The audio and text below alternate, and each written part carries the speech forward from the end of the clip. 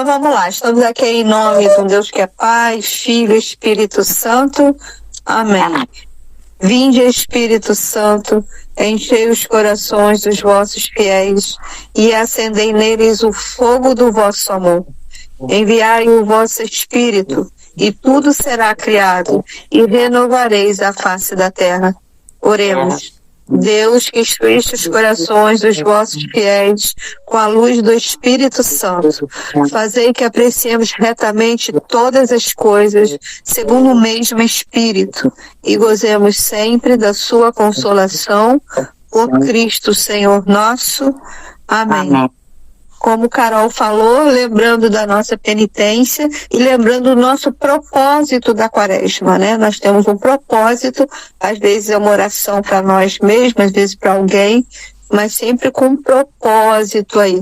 Mas sempre lembrando que o propósito maior dessa quaresma é ser transformado pelo Espírito Santo, né? A gente ser um pouco melhor, tá? E hoje nós vamos dar continuação do pecado aí da gula, né? Vocês receberam o texto, Carol colocou, pedimos assim para ler com antecedência, mas se vocês forem reparando, hoje eles falam várias coisas, mas o principal aí são os remédios contra a gula. Então, o primeiro remédio que o autor coloca é para ocupar a alma, ocupar a mente, ocupar o interior de coisas úteis, né? E ele fala muito de aumentar coisas boas, a gente ler coisas boas, que a nossa alma ela é alimentada com coisas boas. Quando eu cheguei aqui, eu tô até falando com a pessoinha, né? Eu acabei de ver um jornal, um pedacinho do jornal, né? Porque eu nem vi o jornal todo, né? Como tem coisa ruim, né? A gente fica até mal, né? A gente sai da televisão, fica até... Então ele fala que um dos remédios contra a gula é ir se alimentando de coisas boas e fala da Sagrada Escritura. A gente que é cristão, a gente tem que conhecer esse nosso mestre, tem que conhecer o nosso Deus. A gente vai na missa, realmente a gente ouve a palavra, às vezes a gente frequenta algum grupo, a gente vai escutando, às vezes a gente está no YouTube, alguma rede social, só que o mais importante é a gente ler a palavra, a gente conhecer a palavra, que é essa palavra que nos guia, nos salva, nos liberta, essa coisa boa de São Jerônimo, que é uma coisa que alimenta a alma. Ele fala que é um dos remédios. E o segundo remédio vai falando sobre meditações boas a respeito do paraíso, do céu, do inferno. O que o autor está falando? Que a gente tem essa fé e acreditar. O céu, o inferno, as batalhas espirituais, entender que esse Jesus já venceu a morte. Às vezes é muito doloroso, aquilo que a gente já falou, né? Que para a gente chegar à salvação precisa de sacrifício. E a gente tem que ter essa meditação disso tudo, porque é um plano de salvação para mim, para vocês, para a humanidade toda. Então, quando a gente vai meditando sobre isso, nossa fé cresce, né? Nosso caminho espiritual, ele tem uma meta, né? Sabendo que a gente não pode ficar com coisas que atrapalham o nosso processo de santidade, de ressurreição, né? Então, é o segundo remédio. E o terceiro remédio que ele fala é ter sobriedade. Então, é isso que eu queria falar um pouco hoje. O que é essa questão da sobriedade? Quando a gente fala... Tem até uma pastoral, né, que é da sobriedade, né? Mas quando a gente fala de sobriedade, a gente está falando de ter um controle sobre os excessos. Quando a gente fala de sobriedade, é como eu falei ontem. A gente fala tanto de sobriedade como é aquilo que faz com que a gente se torne mais equilibrado, né? Ontem a gente falou um pouco da temperança, né? Mas essa sobriedade, ela é muito... a mesma coisa, né? Que a temperança. E ele fala desse terceiro remédio. Então, ele já lança uma pergunta aqui, quando eu estava meditando aqui, para controlar os impulsos. é necessário somente esforço humano. Então, o que está fazendo a gente meditar? Que muitas coisas que a gente faz impulsivamente, a gente pode falar que é vício, mas não é nem vício, mas é alguma coisa que a gente faz constantemente ou muitas vezes e que nos afasta do coração de Deus. Será que para a gente controlar isso, somente nossa força humana é necessário? Aí ele fala que não, né? Que para ter esse domínio sobre os impulsos não é nada fácil. Por isso que a gente está falando, batendo muitas das vezes no mesmo assunto. Porque é bom a gente meditar, a gente se conhecer, né? Que inúmeras vezes fazemos afirmações que nem sempre somos capazes de cumprir, né?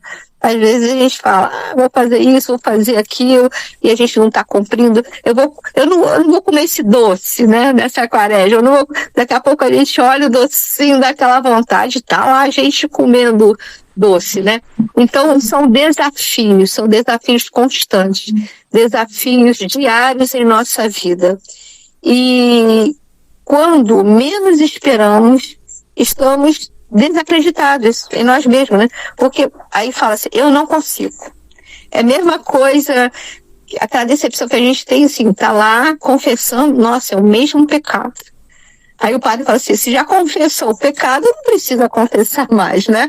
Já confessou, já tá livre, né? Mas só que a gente vai cair de novo, né? E a gente está confessando de novo. Então, essa nossa humanidade, esses nossos impulsos, às vezes sozinho, só pela forma humana, a gente não consegue. E às vezes a gente passa a vida inteira, às vezes é 30, 40, 50, 80 anos, a gente tendo aquela mesma situação. Onde a gente vai, cai, levanta. Deus é misericordioso? Claro que é, né? Ele tá aí para nos ajudar a crescer espiritualmente. Mas a via é de mão dupla, né? Nosso Deus nos ajuda, mas também a gente tem que se esforçar. A gente tem que se esforçar. Então, nessa quaresma é isso que a gente quer falar um pouco, para que a gente consiga se esforçar, né? Então, para vencer esses maus hábitos, nós temos que ter essa temperança, né? Uma virtude. É sobriedade que fala. E é uma virtude que controla os nossos impulsos, controla nossos desejos. Até no catecismo, se a gente for olhar, eu anotei aqui, peraí. O número é 1809, está lá falando disso. Então, essa temperança, essa sobriedade, ela nos conduz, ela nos ajuda à santidade. Então, até o Papa João Paulo II, ele estava fazendo uma catequese aí, ele estava falando sobre as virtudes, eu até separei aqui que ele falou assim, o homem temperante é aquele que é senhor de si mesmo, aquele que as paixões não tomam a supremacia sobre a razão, sobre a vontade e também sobre o coração. Assim, a virtude da temperança é indispensável para que o homem seja plenamente um homem, ou seja, o homem temperante, antes de qualquer outra coisa, respeita a própria dignidade. Então, o Santo Padre Papa, né, nosso Santo João Paulo II, ele já falava da importância dessa temperança. E essa temperança como dignidade de nós mesmos. Como a gente falou da comida. A comida tem que ser um remédio, né? Estou vendo o Nato aí, eu tenho que tomar um remédio. Eu me alimentei mal, o trabalho que eu tive, né, foi pesado aí para mim. E muitas das vezes a gente continua fazendo aquilo que é pesado para gente, que faz mal para gente. Então, todo equilíbrio, toda temperança nos leva à dignidade como homem, como filho, como filha de Deus. Então, é por meio da graça que vencemos os nossos impulsos. Então, primeiro é importante a gente reconhecer, olhar para si mesmo e falar, nossa, qual a dificuldade que eu tenho? É nessa área, na outra área? Porque a gente pode se esconder do outro homem, mas a gente não pode se esconder de Deus. Então é importante olhar para nós mesmos e falar, eu tenho essa dificuldade, né? Então, esse é o primeiro passo. E essa graça que vem do céu nos ajuda em nossas fraquezas. Então, perceber essas nossas quedas, perceber quando a gente cai, não ter máscara naquilo e não se tornar escravo do desejo, né? É um desafio, né? Chama que é o desafio da sobriedade, né? O desafio dessa virtude da temperança. E a nossa Santa Igreja nos ajuda muito, né? No Catecismo fala muito sobre essa virtude da temperança, né? Então a gente tem que assumir esse dom da salvação trazida por Cristo, né? Nós temos que suplicar a graça necessária para a gente perseverar, para a gente conquistar essas nossas virtudes. E sempre recorrendo aos sacramentos. Sempre recorrendo às orações. Nossa quaresma é isso, firmes na oração.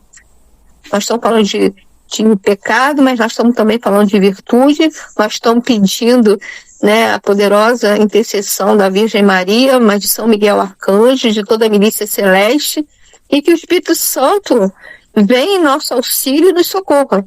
Então é o pedido. Às vezes a gente pede tantas coisas, mas a gente esquece de pedir essa sabedoria, essa temperança, para vencer os nossos impulsos, para nos dar maturidade. A maturidade não tem nada a ver com a idade, né?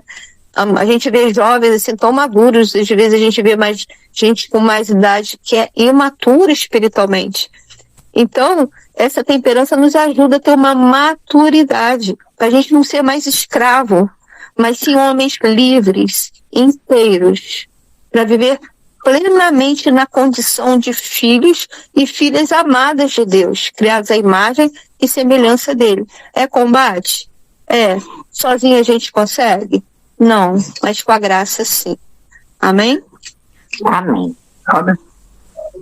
São Miguel Arcanjo, defendei-nos São Miguel Arcanjo, defendei-nos no combate. Seja o nosso refúgio contra as maldades e ciladas do demônio. Ordena-lhe Deus, instantemente o pedimos. E vós, príncipe da milícia celeste, pela virtude divina, pelo divino poder, precipitai no inferno a Satanás e a todos os espíritos malignos que andam pelo mundo para perder as almas. Amém.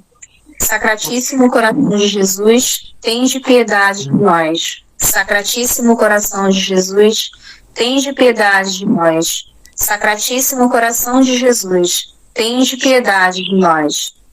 Ladainha de Miguel Arcanjo, Senhor, tende piedade de nós. Jesus Cristo, tende piedade de nós. Senhor, tende piedade de nós.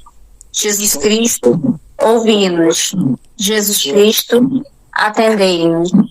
Pai Celeste, que sois Deus, tende piedade de nós. Filho Redentor do mundo, que sois Deus, tende piedade de nós. Espírito Santo, que sois Deus, tende piedade de nós. Santíssima Trindade, que sois um só Deus, tende piedade de nós. Santa Maria, Rainha do mundo, rogai por nós. São Miguel, rogai por nós. São Miguel, cheio da graça de Deus, rogai por nós. São Miguel, perfeito adorador do Verbo divino, rogai por nós. São Miguel, coroado de honra e de glória, rogai por nós. São Miguel, poderosíssimo, príncipe dos exércitos do Senhor, rogai por nós. São Miguel, porta-estandarte da Santíssima Trindade, rogai por nós. São Miguel, guardião do paraíso, rogai por nós. São Miguel, guia e consolador do povo israelita, rogai por nós. São Miguel, esplendor e fortaleza da igreja militante, rogai por nós. São Miguel, honra e alegria da igreja triunfante, rogai por nós. São Miguel, luz dos anjos, rogai por nós. São Miguel, baluarte da verdadeira fé, rogai por nós.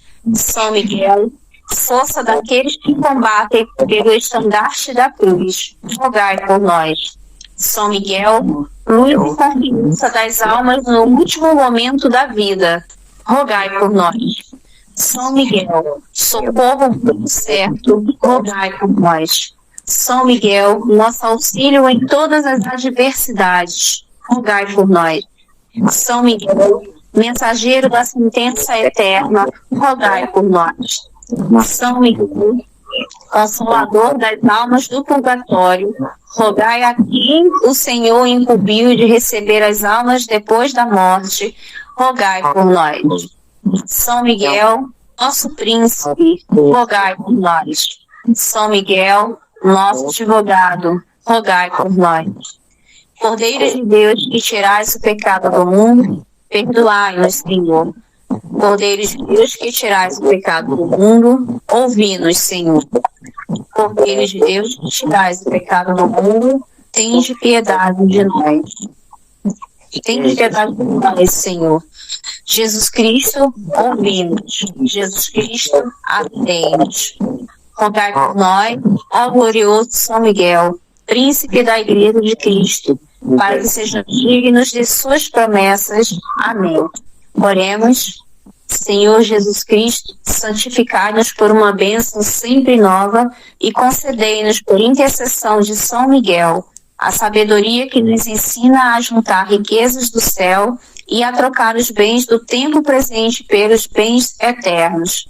Vós que viveis e reinais por todos os séculos dos séculos. Amém. Eu estou aqui com vocês, né? É muito. A ação primeira foi muito boa, muito especial para todos nós. Mas nós falamos do alimento, né? Nós falamos da gula, de coisas assim. Mas nós temos que estar unidos.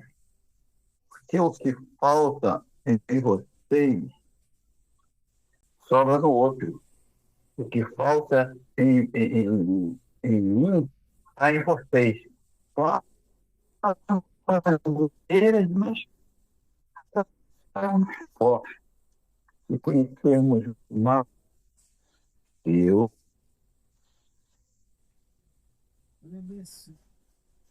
Caiu. Qualquer espírito alto, certo? Pessoal, está no somatório de todos nós, que onde tiver. Não mais meu nome, eu vou estar junto. Por que eu estou falando isso? Porque nas coisas materiais, eu posso tentar fazer alguma coisa e não ter a profundidade para chegar até lá e voltar. Mas quando eu estou com alguém do lado, eu tenho alguém para me assessorar. E a espiritualidade, ela não é assim, primeiro grau, segundo grau, terceiro grau. E você fala, né? Uma criança, às vezes, está com uma profundidade muito maior que um idoso de 100 anos. Por quê? Nós juntos, Deus está conosco, nós estamos juntos.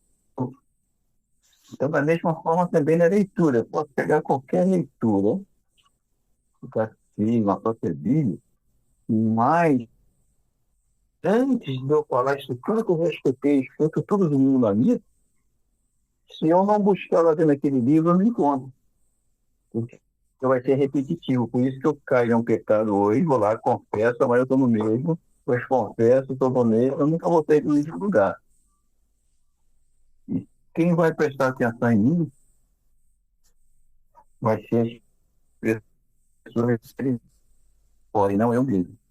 Então é importante nós todos estamos e juntos ao encontro de São Miguel para ele interceder conosco, por nós, né? Junto ao Pai Maior. Então, é isso que eu vejo. Senão, dá a impressão que um está maior do que o outro. Às vezes eu vejo aqui, se eu não der uma profundidade para uma leitura, eu caio o cavalo. É o melhor falar mesmo. Porque aí eu falei que eu estou sentindo, sem perceber, não volto, né? Eu estou rezando para quê e por quê? Para quem e qual o motivo? Essa pergunta que nós devemos fazer. Por que eu estou rezando? Eu sei que eu estou feliz porque eu estou aqui cheio de pessoas que rezam com profundidade. Então eu bebo dessa água que sai de todos vocês para poder realmente me fortalecer. Senão não me fortalecer nunca. Né? Se eu tiver 2 ou mais em meu nome, aí eu estarei junto. Sozinho, eu posso até ter uma vontade, mas não tem sustentação suficiente para chegar. Amém? Amém. O Senhor esteja convosco. Ele Ele está no meio de nós.